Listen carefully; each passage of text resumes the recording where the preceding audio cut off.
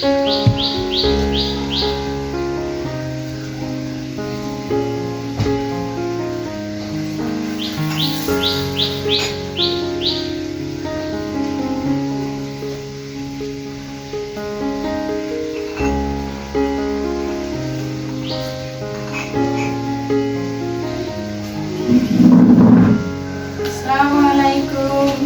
আছেন সবাই? আশা করছি আমার প্রিয় ভাই বোনেরা ও দিদিমণিরা কাছে কিংবা দূরে, দেশ কিংবা দেশের বাইরে যে যেখানে আছেন আল্লাহর অশেষ রহমতে সবাই অনেক বেশি ভালো আছেন এবং সুস্থ আছেন। আমিও আলহামদুলিল্লাহ। এই তো নতুন দিনের নতুন আরো একটি ভিডিও নিয়ে হাজির হয়ে গেলাম আমি আপনাদের মাঝে। আশা রাখতেছি আমার আজকের ভিডিওটিও আপনাদের কাছে ভালো লাগবে ইনশাআল্লাহ। আমার সাথে থাকুন আর দেখতে থাকুন। ক্যামেরায় চা নাস্তা হয়ে গেছে প্রতিদিনের মতো। এই তো আজও সংসারের কাজে লেগে পড়েছি। এই তো সবাই প্রথমে সাদা মাটা ডাইনিংটা একটু ক্লিন করে নিচ্ছি।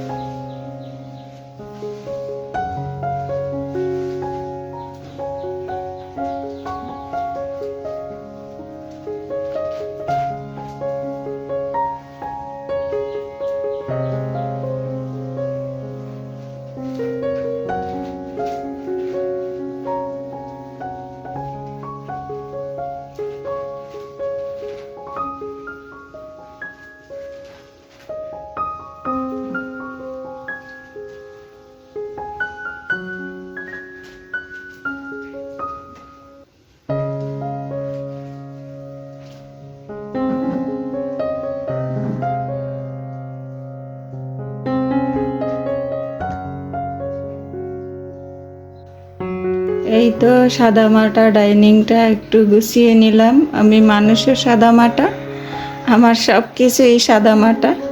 তো এখন চলে যাব অন্য কাজে। আমার আবুদের সাথে আজকে আমার অজানা একটা জিনিস শেয়ার করছি। এই যে ইনডোর প্ল্যান্ট গাছটা দেখতে পাচ্ছেন, তো এখানে শুধুমাত্র এই গাছটাই ছিল, একটা গাছ ছিল। তো এগুলা কিন্তু পরে হয়েছে এই গাছটা থেকে। তো পাতা থেকে যে গাছ হবে এটা কিন্তু আমার জানা ছিল না। তো বেশি ছড়িয়ে গেছে বলে আমি এই যে একটা পাতা, আরও একটা পাতা ওই সাইডের থেকে কেটে ফেলে দেইনি। আমি আবার এই টবটা খালি, যার জন্য এমনিতেই আমি দুষ্টুমি করি কিন্তু লাগিয়ে রেখেছি। আমি ভাবতেও পারিনি যে পাতা থেকে আবার গাছ হবে বা পাতাগুলো মরে যাবে না, থাকবে। আমি জাস্ট এমনি এই টবটা খালি বিদায় আমি পাতাগুলো ফেলে না দিয়ে এটার ভিতরে রেখে দিয়েছি। তো দেখুন আল্লাহ তাআলার কি অশেষ রহমত, পাতা থেকে এই যে গাছ উঠতেছে। এই যে দেখুন কি সুন্দর। এই একটা, আরও একটা হচ্ছে এই যে পাতার নিচে দেখতে পাচ্ছেন, আমি কিন্তু জুম করে দেখিয়েছি। তো কারো যদি এই জিনিসটা অজানা থাকে তাহলে আজকে জেনে নিন। আমি কিন্তু জানতাম না। ওই যে বললাম না, এমনি শখের বসে আর কি আমি পাতা দুটো ফেলে না দিয়ে এই টবটা খালি ছিল সেই জন্য আমি এমনি পুঁতে রেখেছিলাম। কিন্তু এটা যে হয়ে যাবে আমি কল্পনাও করি নাই। তবে আমি প্রতিদিন পানি দিতাম, কেন জানি মনে হতো যে পাতাগুলো মনে হয় হবে, মরে যাবে না, এটাই আমার মনে হতো। আর সেই যেই আমার ভাবনা চিন্তা, সেই ভাবনা চিন্তা থেকেই কিন্তু পাতা দুটো বেঁচে আছে। এবং কি দেখুন আল্লাহর কি অশেষ রহমত, আল্লাহর সৃষ্টিকর্তার কি নীলা খেলা, তাই না? হয়তো এটা আমার জন্য অজানা, অনেকে হয়তো জানতে পারেন, কিন্তু আমার কাছে ব্যাপারটা একেবারেই অজানা ছিল। তো আমি ভাবলাম এগুলো পাথরকুচি পাতার মতো। পাথরকুচি পাতা আমরা লাগালে যেন একটা থেকে আরেকটা হয়, আমার মনে হয় এগুলো ঠিক সেই রকমেরই, হয়তো আমার অজানা। তো কেউ যদি জেনে থাকেন এটা কি কোনো ঔষধি গাছ কিনা, পাথরকুচি তো ঔষধি গাছ। তো পাথরকুচি পাতাও তো লাগালে গাছ হয়। তো এই পাতা থেকে যে গাছ হয়, এই ইনডোর প্ল্যান্ট থেকে যে আবার নতুন করে গাছ হয়, এটা আমার অজানা ছিল। তাই আপনাদের সাথে একটু শেয়ার করলাম। কেমন হলো অবশ্যই কমেন্টে জানাবেন, আর কারো জানা থাকলে অবশ্যই জানাবেন। এইদিকে এক চাচা শাক নিয়ে আসলো, শুধুই কলমি শাক আর অন্য কোনো শাক না। তো দেখুন, এক আটি শাক 20 টাকা, ভাবা যায়।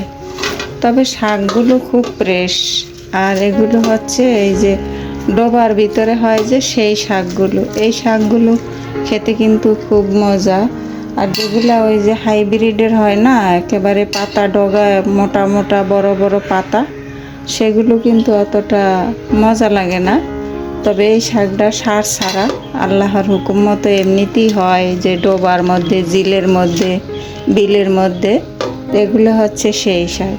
তো দেখি কি করা যায় এই কলমির শাকগুলো দিয়ে। অনেক দিন পর পেয়েছি এই কলমির শাক, অনেক দিন হয়েছে খাওয়া হয় না। তো দেখি আজকে কিভাবে কি করি, এখনো চিন্তা ভাবনা করি নাই, পাইছি রেখে দিছি এই পর্যন্ত। শাকগুলো কাটার জন্য বসে পড়লাম, আর এই তো এখন শাকগুলো আমি হাতে কেটে নিচ্ছি, বটি দিয়ে কাটবো না।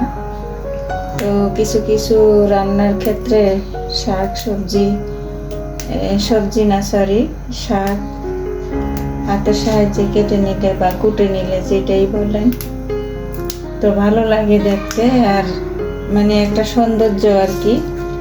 তো আর বটি দিয়ে কাটলে নাকি মুরব্বীরা বলছে শাক নাকি শক্ত হয়ে যায়, আর দেখা যায় কি বাজি করলে সেই ক্ষেত্রে বটি দিয়েই করতে হয়।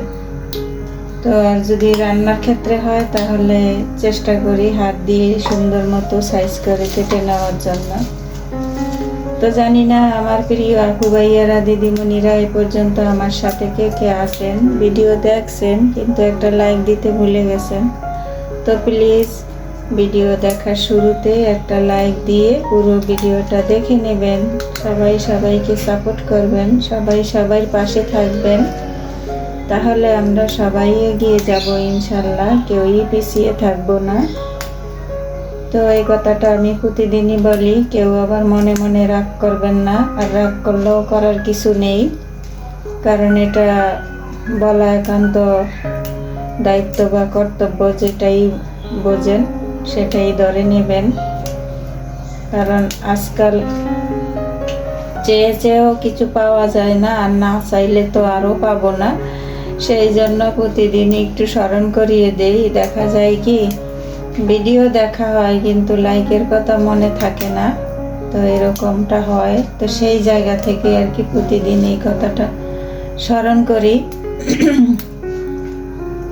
এই আর কি, আর কিছুই না। তো আমি এখন এই তো শাকগুলো সুন্দর করে কুটে নিচ্ছি।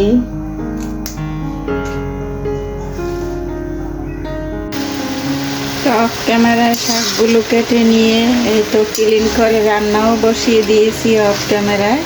প্রতিবেশী এক ভাবি এসেছিল, তাকে একটু সময় দিয়েছি, যার কারণে আমার রান্না বসাতে অনেকটা দেরি হয়ে গেছে, 12:30 বেজে গেছে।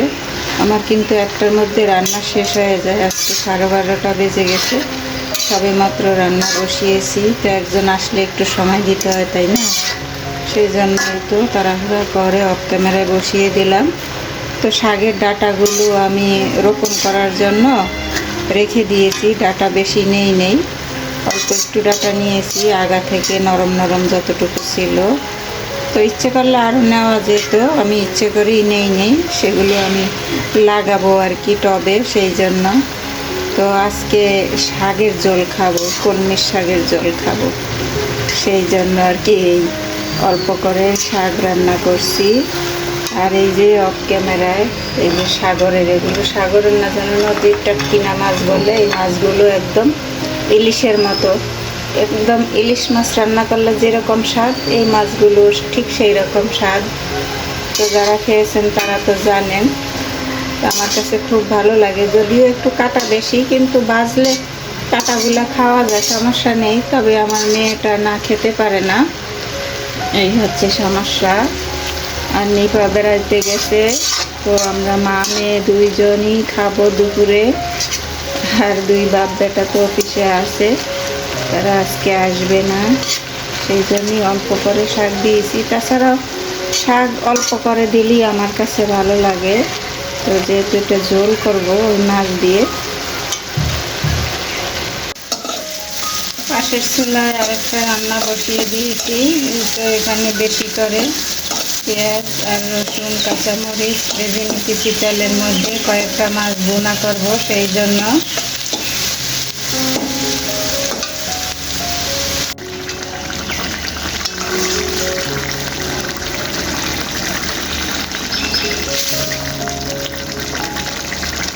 এখানে হচ্ছে 5টা মাছ, 5 পিস না 6 পিস, 6 পিস সরি, এখানে 6 পিস মাছ বেশি করে পেঁয়াজ রসুন দিয়ে ভুনা করে নিলাম, হয়ে গেছে। এখন সব শেষেই যে ধনিয়া পাতা দিয়ে দিচ্ছি, স্বাদের ধনিয়া পাতা।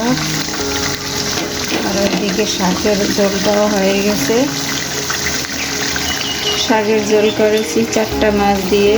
তো এভাবে আমার কাছে অল্প করে শাক দিয়ে মাছ দিয়ে ঝোল খেতে ভালো লাগে। কার কার ভালো লাগে এরকম শাকের ঝোল খেতে কমেন্টে অবশ্যই জানাবেন। কারণ মাঝে মাঝে শাক সবজির ঝোল খেতে হয়, শুধু মাছ ভুনা ভুনা খেলেই হয় না। কারণ এই খাবারগুলো সাধারণ হলেও স্বাস্থ্যের জন্য অনেক ভালো।